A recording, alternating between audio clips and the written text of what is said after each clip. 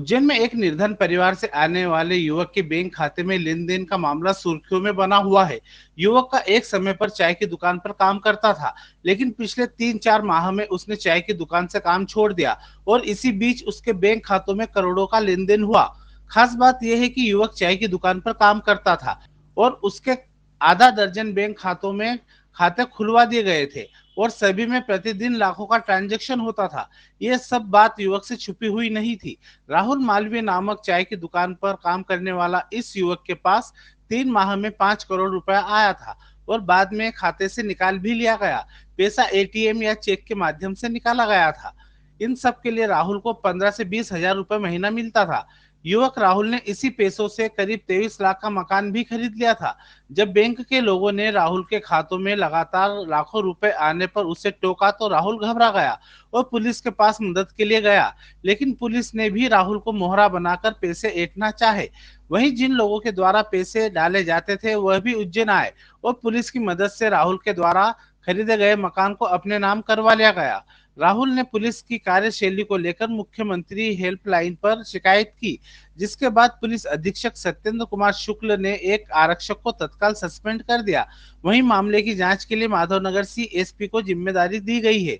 अब पुलिस राहुल के खातों में आने वाले रुपयों की जांच कर रही है।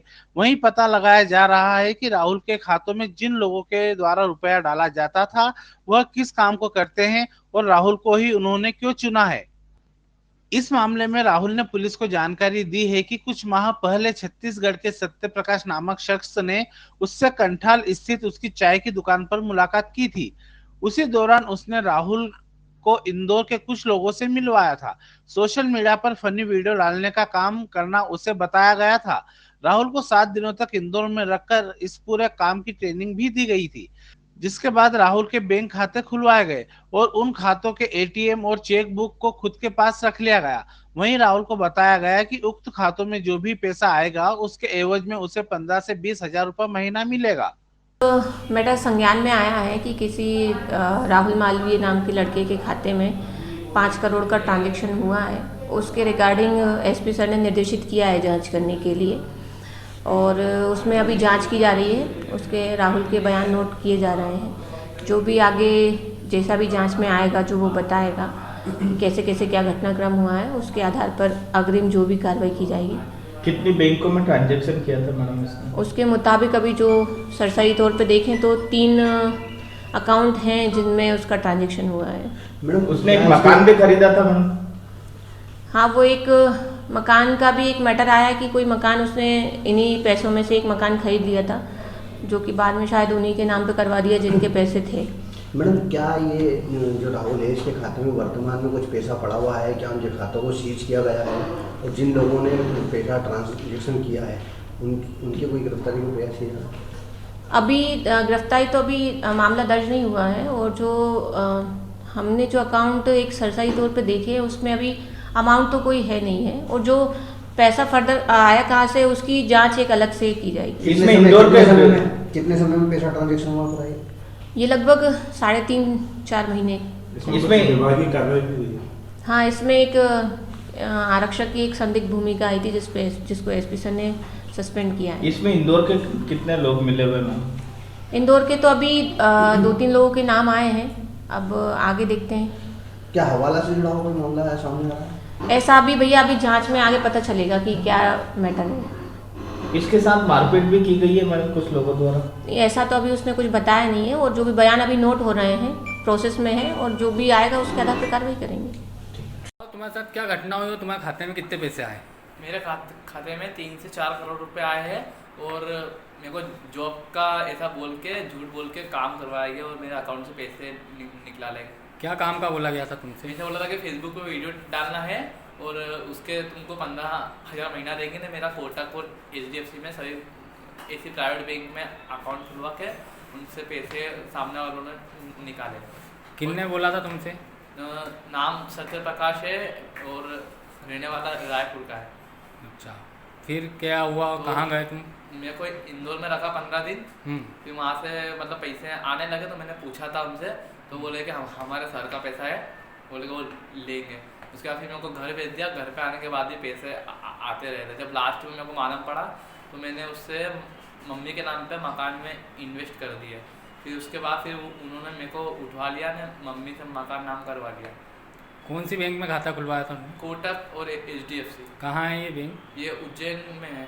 उज्जैन में कहाँ पर? एक कोटक बैंक फ्रीगंज में है और HDFC कंठाल पे। तुम्हें कैसे मालूम पड़ा कि तुम्हारे खाते में इतने पैसे आ रहे हैं? जब मैं बैंक में गया तो उन्होंने मुझसे पूछा तुम्हारी अकाउंट की लिमिट नहीं है और तुम इतना निकाल रहे हो, तो उस टाइम में घबरा गया था। अच्छा, फिर क्या हुआ? कोई शिकायत करी कहीं? तो शिकायत मैंने मतलब जो पैसे भेजते उनसे करी थी, तो उनने बोला कि ज़्यादा दिमाग मत लगाओ। फिर लास्ट में मैंने वो लास्ट ट्रांजेक्शन आया था 23 लाख रुपए, तो मैंने उसमें मकान में इन्वेस्ट कर दिए। ठीक है। तो फिर उसके बाद मेरे को उठवा लिया ना, थाने पे बिठवा लिया माधव नगर पे ना। मेरे को फिर बाद में मारा भी था वहाँ छूटने के बाद। मैं मम्मी से मकान नाम करवा दिया। ठीक है। क्या नाम है तुम्हारा और क्या करते हो? मैं चाय की दुकान पे काम करता हूँ, तेलीवाड़ा चौराहे पे, राहुल मालवीय का नाम है। ठीक।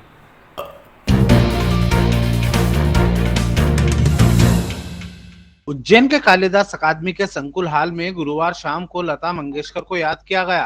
कार्यक्रम का आयोजन स्वरांगन म्यूजिक ग्रुप एवं दिगंबर जैन सोशल ग्रुप सम्मेक द्वारा किया गया। कार्यक्रम के प्रायोजक हर्षिल डेवलपर्स थे। आयोजन में अतिथि के तौर पर समाज सेवी अनवर पटेल, सुभाष जोशी सहित दिगंबर जैन सोशल ग्रुप सम्मेक की डायरेक्टर रुचि कासलीवाल, समाज सेवी वीर बाला कासलीवाल, हर्षिल डेवलपर्स के प्रमुख अश्विन कासलीवाल रहे। यहाँ दिगंबर जैन सोशल ग्रुप सम्मेक समिति की अध्यक्ष भावना बड़जात्या, सचिव दीपाली झांझरी, कोषाध्यक्ष नेहा बड़जात्या सहित राष्ट्रीय वरिष्ठ उपाध्यक्ष देवेंद्र कांसल, राष्ट्रीय अतिरिक्त महासचिव जम्बू नीता धवल, राष्ट्रीय संयुक्त महासचिव ललित बड़जात्या, नवीन जैन, फेडरेशन के नितिन दोषी, फेडरेशन के निदेशक मनीष बोहरा सहित हर्षिल डेवलपर्स के अश्विन कासलीवाल सहित रईस खान एवं दिगंबर जैन सोशल ग्रुप सम्मेक के संजय अग्रवाल, मनीष बोहरा, अभिषेक विनायका, अंतिम जैन, रितेश पतंगिया, दिग्वेश पाटनी, चेतन राणा, ललित बड़जात्या, सिद्ध प्रकाश झांझरी, अकलंक जैन, विक्रांत जैन, विजय पाटोदी, प्रशांत चौधरी, देवेंद्र पाटनी, योगेश बड़जात्या, महावीर जैन उपस्थित रहे। मेरा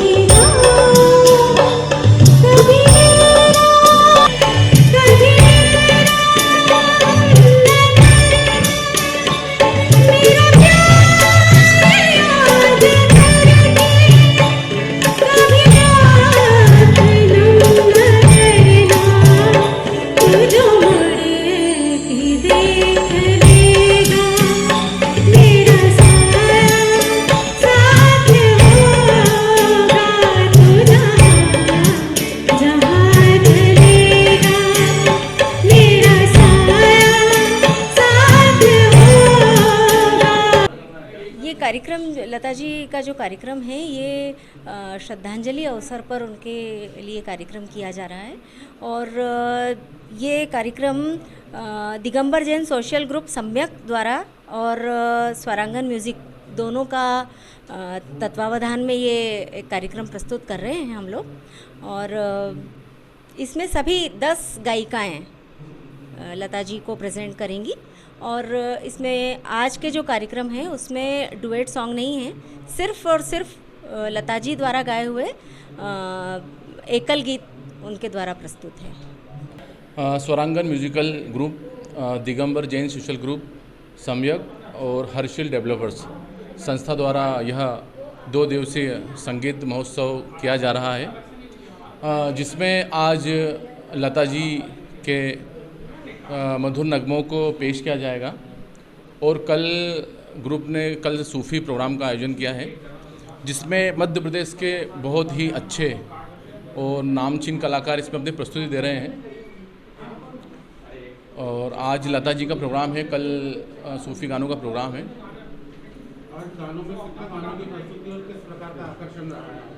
आज 26 गानों की प्रस्तुति रहेगी और कल भी 26 से 27 गानों की प्रस्तुति रहेगी।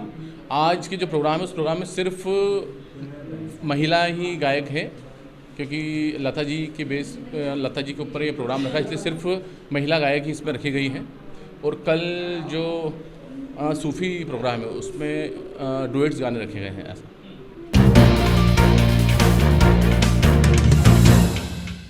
केंद्रीय भैरवगढ़ जेल पर गुरुवार शाम को बंदियों के परिजनों ने करीब 2.5 घंटे तक हंगामा किया।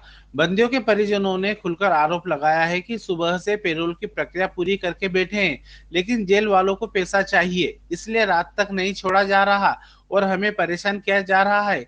गुरुवार शाम को करीब 46 बंदियों की पेरोल एक साथ होना थी, जिसके लिए जेल प्रशासन ने करीब 10 घंटे लगा दिए।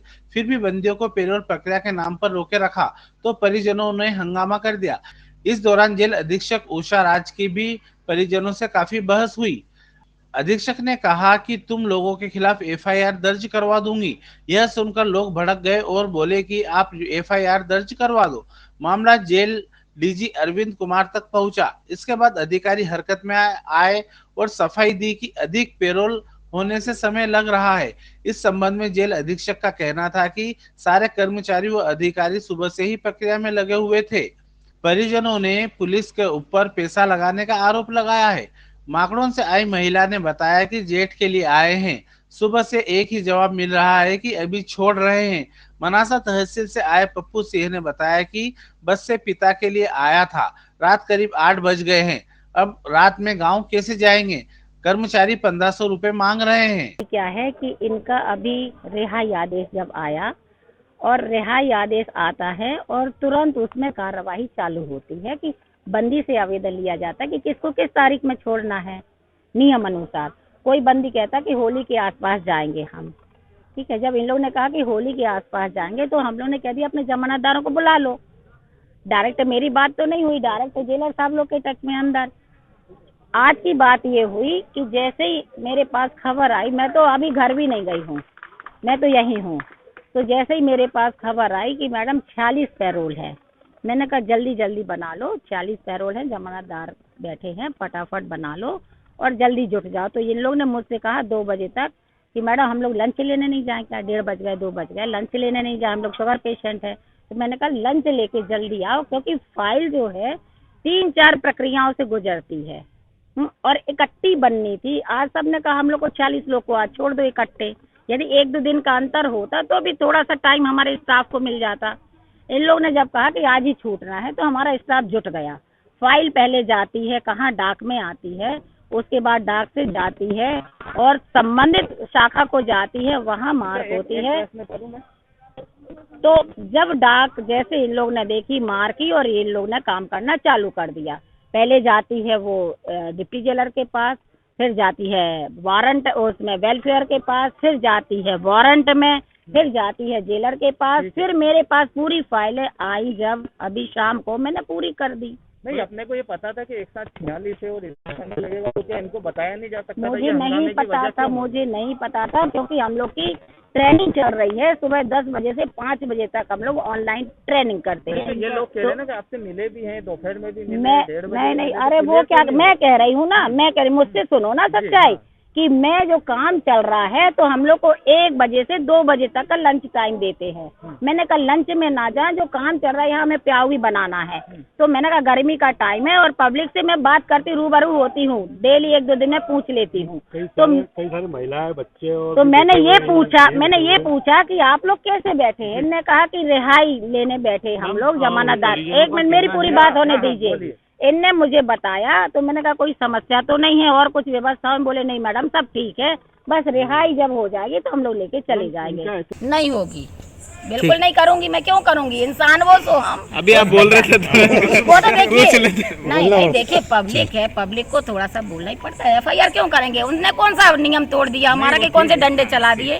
उनने अपनी बात रखी, हमने अपनी बात सच्चाई बता दी। पिछले साल में पेरोल कराने आया था, मुझसे इनके व्यक्ति ने ऐसा बोला कि जल्दी काम कराना है तो ये पैसे लगेंगे।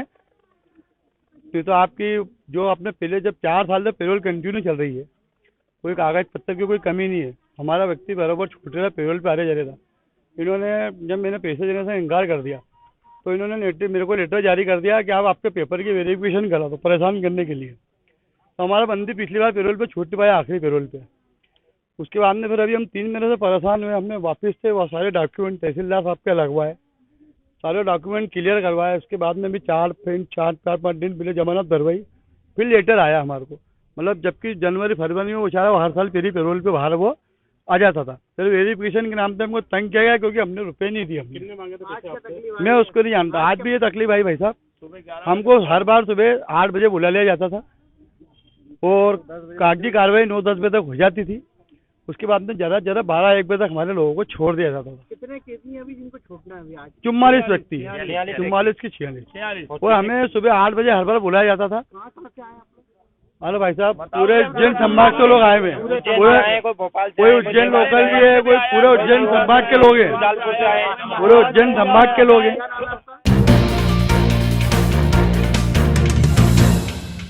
उज्जैन के विश्व प्रसिद्ध महाकाल मंदिर में अब भस्म आरती में शामिल होने के लिए ऑनलाइन बुकिंग शुरू कर दी गई है। महाकाल मंदिर समिति के प्रशासक ने शुक्रवार को जानकारी देते हुए बताया कि गुरुवार से ऑनलाइन भस्म आरती बुकिंग सेवा शुरू कर दी गई है। अब देश भर में कोई भी अपने स्थान से बाबा महाकाल की भस्म आरती ऑनलाइन बुकिंग करवाकर उज्जैन आकर आरती में शामिल हो सकता है। ऑनलाइन बुकिंग के लिए 400 सीटों का कोटा रखा गया है। इसके साथ ही आम श्रद्धालुओं के लिए एक खुशखबरी भी यह है कि आम श्रद्धालु महाकाल मंदिर के भस्म आरती काउंटर पर पहुंचकर निःशुल्क भस्म आरती बुक करवा सकता है। यहाँ निःशुल्क भस्म आरती का कोटा 300 सीटों का रखा गया है। यदि कोई श्रद्धालु ऑनलाइन या प्रोटोकॉल से वंचित रह जाता है तो वह निःशुल्क भस्म आरती करवा सकता है। वर्तमान में जो बाबा महाकाल के भक्त हैं उनके लिए 400 सीटें प्रतिदिन ऑनलाइन वो पूरे देश से कहीं से भी प्राप्त कर सकते हैं, जो कि अभी तक यह सुविधा भक्तों को मिल नहीं पा रही थी। अभी वर्तमान में जो सुविधा थी वो प्रोटोकॉल और पुजारी पुरोहितों को ऑफलाइन ही सुविधा थी, लेकिन किंतु आज से ही 400 सीटें प्रतिदिन ऑनलाइन मंदिर की ओर से हमारी वेबसाइट महाकालेश्वर.com पर ये टिकट आप ले सकते हैं। सर निःशुल्क भस्म आरती भी कुछ शुरू की गई है?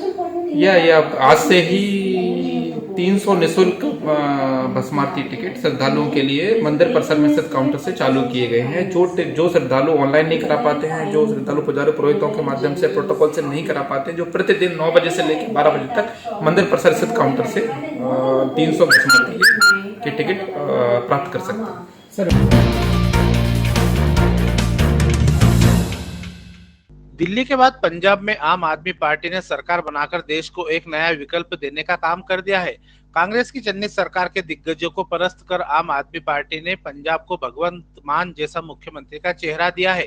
वहीं पंजाब की जनता ने आम आदमी पार्टी को पूर्ण बहुमत के साथ सरकार बनाने का अवसर दिया। पंजाब की जीत का जश्न देश भर में आम आदमी पार्टी के कार्यकर्ता मना रहे हैं।